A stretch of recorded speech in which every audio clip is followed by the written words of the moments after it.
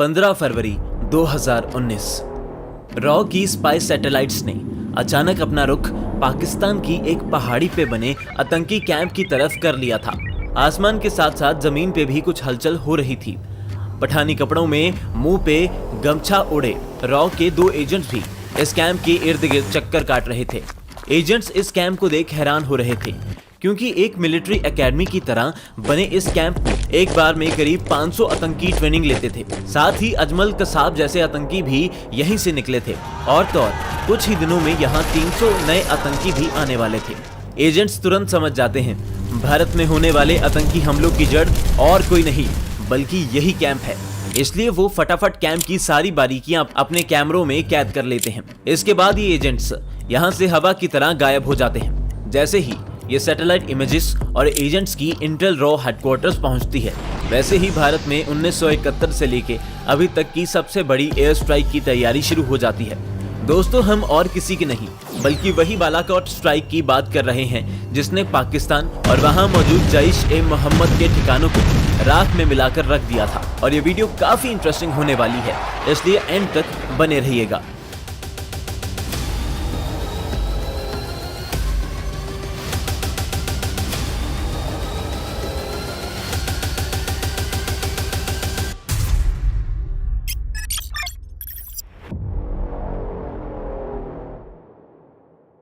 उन्नीस फरवरी 2019 लगभग 4 दिन सारी इंटेलिजेंस बटोरने के बाद रॉ चीफ अनिल धमसाना आधी रात को ही पीएम मोदी के आवास आ धमकते हैं।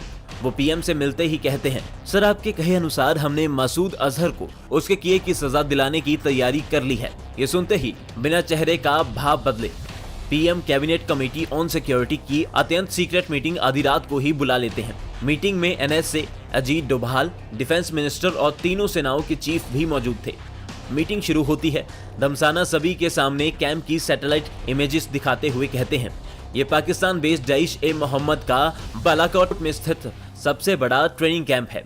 धमसाना आगे बताते हैं, अगर हमने इसे तबाह किया तो एक ही झटके में आतंकी सीधा 10 साल पीछे चले जाएंगे। धमसाना आगे कुछ कहते तभी एक अफसर उन्हें टोकते हुए पीएम की तरफ देख कहता है, सर हम पुलवामा का बदला उरी अटैक की तरह स्ट्राइक करके लेंगे, इसलिए पाकिस्तान हाई अलर्ट पे है। अगर हमने अभी कुछ भी किया तो बहुत घातक परिणाम हो सकता है। इसके अलावा यह ऑफिसर आगे कुछ बोलता तभी डोभाल इसकी आंखों में आंखें डाल बड़ी तीव्रता से बोलते हैं, आज हम चुप रहे तो हमेशा की तरह वो फिर कुछ दिनों बाद हमारा खून बहाएंगे। इतना कह डोभाल पीएम की तरफ देख एक ही वाक्य कहते हैं, हमें स्ट्राइक करनी होगी और पूरे जोर से करनी होगी। डोभाल की बात सुन पीएम कुछ देर चुप होकर एक एक कर कमरे में मौजूद हर इंसान की तरफ देखते हैं और थोड़ा सोचने के बाद कहते हैं, डोभाल जी का कहना सही है, पाकिस्तान में बैठे उन आतंकियों को मुंह तोड़ जवाब दिया जाएगा। ये सुन धमसाना के चेहरे पर एक अलग सी मुस्कान आ जाती है और अब मीटिंग में मौजूद तीनों सेनाओं के चीफ के साथ साथ हर अफसर अपनी राय बताने लगता है। काफी देर सभी की बात सुनने के बाद डोभाल कहते हैं, मुझे लगता है बालाकोट पे एयर स्ट्राइक का विकल्प सबसे कारगर साबित होगा। ये सुन वायुसेना प्रमुख भी डोभाल की तरफ देख हाँ में सिर हिलाते हैं। अब मीटिंग खत्म होने को आई थी और पीएम अपनी कुर्सी से खड़े होने लगते हैं। तभी वो वायुसेना प्रमुख से कहते हैं, मैं आपके युद्ध कौशल से अच्छी तरह वाकिफ हूँ। मिशन मुश्किल रहने वाला है, लेकिन आपको किसी भी हालत में 140 करोड़ भारतीयों का बदला लेना होगा। वायुसेना प्रमुख भी पीएम को जवाब देते हैं, सर उन आतंकियों के लिए नरक हम इस धरती पर बना देंगे। मीटिंग खत्म होते ही भारतीय वायुसेना ऐसे सीक्रेट ऑपरेशन की तैयारी में जुट जाती है जिसके सामने उरी सर्जिकल स्ट्राइक भी एक ट्रेलर लगने वाली थी। पाकिस्तान में बैठे उन आतंकियों का दिल कांप जाए। ऐसी स्ट्राइक करने से पहले फटाफट ये जानते हैं आखिर जैश-ए-मोहम्मद ने ऐसा क्या किया था जिसके कारण आज उसके आतंकियों को नरक का एहसास होने वाला था। दरअसल 14 फरवरी 2019 में 78 ट्रक्स में करीब 2500 सीआरपीएफ के जवान जम्मू से श्रीनगर जा रहे थे। गाने गाते बातें करते हुए हमारे इन जवानों को नेशनल हाईवे 44 पे चलते हुए अभी सिर्फ 15 मिनट ही हुए थे कि तभी कहीं से एक गाड़ी कॉन्वॉय की तरफ आती दिखाई देती है। हमारे जवान कुछ समझते उससे पहले ही ये 300 किलो बारूद से भरी गाड़ी कॉन्वॉय के एक ट्रक से टकरा जाती है। तुरंत एक जोर का धमाका होता है और देखते ही देखते हमारे 40 जवान वीरगति को प्राप्त हो जाते हैं और कई बुरी तरह जख्मी हो जाते हैं। अटैक के तुरंत बाद इसकी जिम्मेदारी पाकिस्तान बेस्ड आतंकी संगठन जैश ए मोहम्मद लेता है और इसका हेड और कोई नहीं बल्कि मसूद अजहर ही है। 20 फरवरी 2019 पीएम से हरी झंडी मिलते ही वायुसेना तैयारी में जुट चुकी थी, लेकिन वायुसेना के लिए यह मिशन उन्होंने जैसा प्लान किया था उससे कई गुना ज्यादा मुश्किल साबित होने वाला था। भारत पुलवामा का मुंह तोड़ जवाब दे सकता है और शायद फिर से सर्जिकल स्ट्राइक करे, इसलिए पाकिस्तान ने अपनी सारी फौज बॉर्डर पे लगा रखी थी। इसके अलावा रॉ ने भी इनपुट दी थी कि आईएसआई का भी भारत में सारा नेटवर्क सक्रिय हो चुका है। इसी कारण स्ट्राइक की कामयाबी और सफलता सिर्फ इस बात पे निर्भर करती थी कि एलिमेंट ऑफ सरप्राइज कितना है। इन्हीं बातों को ध्यान में रख शुरुआत में सिर्फ स्ट्राइक करने वाले पायलट्स को ही प्लान समझाया गया था। सब कुछ नॉर्मल दिखाने के लिए 20 से 24 तक बेंगलुरु में होने वाले एयर शो को भी होने दिया गया। इधर सारी दुनिया का ध्यान एयर शो में ही था। वहीं ग्वालियर एयरबेस पे आतंकियों को जड़ से मिटाने की तैयारी जोर शोर से चल रही थी। पाकिस्तान को ग्वालियर बेस पे हो रही अचानक हरकत का शक ना हो, इसलिए बेस पे एक इंस्पेक्शन का बहाना किया गया। साथ ही कश्मीर में भी फाइटर जेट्स को रोज उड़ाया जा रहा था ताकि स्ट्राइक वाले दिन पाकिस्तान को फाइटर्स जेट की अचानक मूवमेंट पे कोई शक ना हो। आईएसआई के खबरी वायुसेना की अंदरूनी हरकत पे भी नजर रखते हैं और उनकी शक की सुई हल्की सी भी ना घूमे, इसलिए वायुसेना चीफ भी रोज की तरह सारे काम कर रहे थे। पहले वो एयर शो अटेंड करते थे, फिर अपने साथी अफसर की फेयरवेल पार्टी में जाते थे और ऐसे ही हर रोज कई इवेंट्स अटेंड करते थे। इधर वायुसेना ने स्ट्राइक को पूरे अंधेरे में रखा हुआ था ताकि वो आतंकियों की जिंदगी से हमेशा हमेशा के लिए रोशनी हटा सके। लेकिन वायुसेना इस बात से अनजान थी कि स्ट्राइक के बाद एक ऐसा खतरा उनका इंतजार कर रहा है जो पूरे भारत को चिंता में डाल देगा। 26 फरवरी 2019 आधी रात को वायुसेना चीफ दिल्ली में मौजूद अपने आवास लौटते हैं और स्ट्राइक को मॉनिटर करना शुरू कर देते हैं। दिल्ली में उस रात बारिश हो रही थी और वायुसेना चीफ को यही डर सता रहा था कि कहीं बालाकोट में बारिश ना हो रही हो, क्योंकि फिर तो ये सारी तैयारी कागज का शेर बन के ही रह जाती। लेकिन कुदरत को तो आतंकियों को सजा दिलवानी थी। 12 मिराज फाइटर जेट ग्वालियर से पाकिस्तान की रातों की नींद उड़ाने के लिए निकल जाते हैं। इनके पीछे ही 4 SU-30 और 2 सर्विलियंस जहाज भी उड़ान भरते हैं। LOC के करीब पहुंचे ये सभी एक साथ पाकिस्तानी एयरबेस में घुस जाते हैं और प्लानिंग के बिल्कुल उल्ट तुरंत पाकिस्तानी एयरफोर्स एक्टिव हो जाती है और आतंकियों का मौत का फरमान लेकर उड़ रही हमारी वायुसेना के पीछे लग जाती है। बेशक इलाका पाकिस्तानियों का था, लेकिन उस पर राज भारतीय वायुसेना करती है। तुरंत 2 सुखोई बालाकोट से कई किलोमीटर दूर भवालपुर की तरफ मुंह मोड़ लेते हैं और पाकिस्तानी एयरफोर्स भी इनके पीछे पीछे दौड़ने लगती है। इधर पाकिस्तानी एयरफोर्स का ध्यान भटकता है और उधर रात को करीब 3 बजे LOC से 50 किलोमीटर अंदर पाकिस्तानी धरती पर हमारी वायुसेना आग का नरक बना देती है। एक के बाद एक ये 12 के 12 लड़ाकू विमान पुलवामा में हमारे जवानों को शहीद कर चैन की सांस लेने वाले आतंकियों को जलते हुए जिंदा नरक में झोंक देते हैं। कुल 5 बॉम्ब पूरे कैंप पे गिराए जाते हैं और इन बॉम्ब्स की खासियत ये थी कि ये पहले बिल्डिंग की छत पे टक्कर मार के छेद करते हैं और फिर बिल्डिंग के अंदर ब्लास्ट होते हैं। इसी कारण इस स्ट्राइक में आतंकियों के अलावा और किसी का नुकसान नहीं होता है। सबसे पहला बॉम्ब यू शेप वाली मेन बिल्डिंग में गिरता है। उसके बाद जहां ट्रेनिंग लेने वाले आतंकी रुके थे उस हॉस्टल पे गिरता है और एक तीसरा बॉम्ब छोटी सी इमारत पे गिरता है।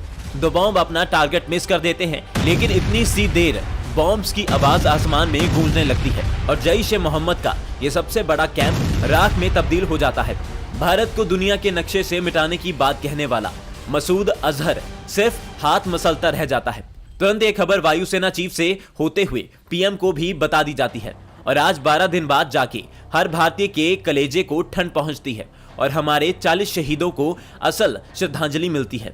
27 फरवरी 2019 अब तक पूरी दुनिया भारत के हाथों जो पाकिस्तान को मुंह की खानी पड़ी थी वो देख चुकी थी और आतंकियों को शर्म देने के लिए पाकिस्तान एक्सपोज हो चुका था। भारत जानता था कि पाकिस्तान जरूर हाथ पैर मारेगा, इसलिए LOC के करीब सभी रडार्स और लड़ाकू विमान हाई अलर्ट पे थे। साथ ही आर्मी और नेवी को भी हर तरह के जवाब के लिए तैयार रहने के आदेश थे। हमारे मिलिट्री लीडर्स ने जैसा सोचा वैसा हुआ भी और सुबह के करीब 10 बजे पाकिस्तान अपने 4th जनरेशन F-16 लड़ाकू विमानों के साथ LOC क्रॉस कर जाता है। पाकिस्तानी LOC क्रॉस कर भारत में आर्मी कैंप्स पे बॉम्ब गिराने के प्लान से आए थे और वो ऐसा करने भी लगते हैं, तभी आसमान में उन्हें डर का नया चेहरा यानी हमारी वायुसेना के विमान यमदूतों की तरह प्रकट होते दिखाई देते हैं। अपने आप को भारतीय वायुसेना से घिरे पाने के बाद पाकिस्तानियों को बॉम्ब गिराना तो दूर, वापस पाकिस्तान लौटना भी नामुमकिन सा लगने लगा। वो तुरंत बॉम्ब को अफरा तफरी में खाली जगह पे गिरा देते हैं और किसी भी तरह हमारी वायुसेना के इस आक्रामक रूप से छुटकारा पाने के लिए मुंह छुपा के वापस पाकिस्तान भागने लगते हैं। कुछ ही मिनटों में शेर बनके शिकार करने आए पाकिस्तानी आगे आगे भाग रहे थे और उनके पीछे हमारी वायुसेना उन्हें डर का लाइव टेलीकास्ट करवा रही थी। कुछ देर ये चूहे बिल्ली का खेल चलता है और हमारी वायुसेना ने पाकिस्तानी एयरफोर्स को लगभग पाकिस्तान में वापस एंटर करने पे मजबूर कर दिया था। इसी पकड़ा पकड़ी में MiG-21 में बैठे हमारे एक पायलट अभिनंदन वर्धमान आज पाकिस्तान को भारत में घुसने का एक पछतावा करवाते हैं, जिसके कारण वो आज तक मुंह छुपाते घूम रहे हैं। पाकिस्तानियों का पीछा करते करते देश की रक्षा में अभिनंदन LOC को क्रॉस कर जाते हैं। इसी बीच पाकिस्तानी एयरबेस में होने के कारण अब पाकिस्तानी फिर से शेर बनने की कोशिश करते हैं और एक मिसाइल अभिनंदन के जेट की तरफ चला देते हैं, लेकिन ये अभिनंदन तक पहुंचती उससे पहले ही वो अपने लड़ाकू जहाज से पाकिस्तानी F-16 पे इस तरह मिसाइल मारते हैं कि एक ही झटके में ये एडवांस फाइटर जेट हमारे फौजी के आगे घुटने टेक देते हैं। इधर पाकिस्तानी मिसाइल अभिनंदन के जेट को भी लग जाती है और वो तुरंत जेट से बाहर निकल जाते हैं। कुछ देर बाद जब वो जमीन पे अपने पैराशूट की मदद से उतरते हैं और वो खुद को बहुत सारे लोगों के झुंड में घिरा पाते हैं। दरअसल अभिनंदन और कहीं नहीं भारतीयों का खून चूसने वाले पाकिस्तान की धरती पे कदम रख चुके थे। लोगों की ये भीड़ घूरते हुए अभिनंदन की तरफ आगे बढ़ने लगती है और इन्हीं में से एक आदमी चिल्लाता है, इसकी बाजू पे भारतीय झंडा है, मारो इस दुश्मन को। ऐसा सुनते ही भीड़ अभिनंदन की तरफ टूट पड़ती है, लेकिन फिर भी हल्का सा भी ना घबराते हुए हमारा ये देश का रक्षक भारत माता की जय का नारा लगाते हुए अपने पिस्तौल से हवा में फायर करने लगता है। कुछ देर में भीड़ हावी हो जाती है, लेकिन तब तक ये खबर पाकिस्तानी आर्मी को भी मिल चुकी थी और वो तुरंत मौके पे पहुंच जाती है। पाकिस्तानी आर्मी तुरंत अभिनंदन को अपने कब्जे में ले लेती है। अब तक ये खबर भारत के PM तक भी पहुंच चुकी थी। इधर PM तुरंत रॉ चीफ धमसाना को बुलाते हैं और साफ कहते हैं, अब तक पाकिस्तान हमें न्यूक्लियर वॉर की धमकी देता आया है और हम हमेशा जंग को टालते आए हैं। धमसाना जी, आप ISI चीफ से साफ कह दीजिए कि अगर हमारी फौज को हाथ भी लगाया तो हमारे हथियार दिवाली के लिए नहीं बने हैं। 28 फरवरी को सुबह सीक्रेट लाइन से धमसाना और ISI चीफ के बीच बात होती है और धमसाना उसे साफ समझा देते हैं कि अभिनंदन को कुछ भी हुआ तो उसके परिणाम बहुत खतरनाक होंगे और उसके लिए सिर्फ पाकिस्तान जिम्मेदार होगा। इतना ही नहीं, राजस्थान में मौजूद पृथ्वी मिसाइल्स को भी रेडी टू फायर पोजीशन में कर उनका मुंह इस्लामाबाद की तरफ मोड़ दिया जाता है। भारत की तरफ से ताजा बालाकोट स्ट्राइक देख पाकिस्तान समझ जाती है कि इस बार भारत उन्हें सच में दुनिया के नक्शे से मिटा देगा। इतना ही नहीं, पाकिस्तान आर्मी चीफ भी भारत के इस उग्र रूप से काम जाता है और ये खुद उसके ही मिनिस्टर ने पब्लिकली बताया था। इसी कारण 1 मार्च 2019 को देर शाम अभिनंदन को वाघा बॉर्डर से सही सलामत भारत को सौंप दिया जाता है। भारत सरकार ने भी अभिनंदन की बहादुरी के चलते उन्हें वीर चक्र से सम्मानित किया और उनका नाम इतिहास के उन गिने चुने पायलट्स में दर्ज हो गया जिन्होंने MiG-21 से 4th जनरेशन F-16 को मार गिराया हो। दोस्तों, आतंकी तो चाहे हम कितने भी मार दें, वो एक नए आतंकी रिक्रूट कर लेंगे। इसलिए इन स्ट्राइक्स के जरिए हम आतंकियों को जड़ से नहीं हटा सकते। इन स्ट्राइक्स का एक ही मकसद रहता है कि आतंकियों को ऐसा संदेश दिया जाए कि तुम हमारे 40 मारोगे तो हम तुम्हारे कई गुना मारेंगे और तुम्हारे घर में घुस के तुम्हारी छत पे चढ़ के मारेंगे। तो कुछ इस तरह हमारी वायुसेना ने पुलवामा अटैक का बदला लिया। और अगर आपको हमारी ये सिनेमैटिक वीडियो पसंद आई है तो वीडियो को लाइक जरूर कीजिएगा। साथ ही अगर आपको उरी अटैक भी इसी सिनेमैटिक तरीके से देखना है तो ये लेफ्ट वाली वीडियो पे जरूर क्लिक कीजिएगा। जय हिंद।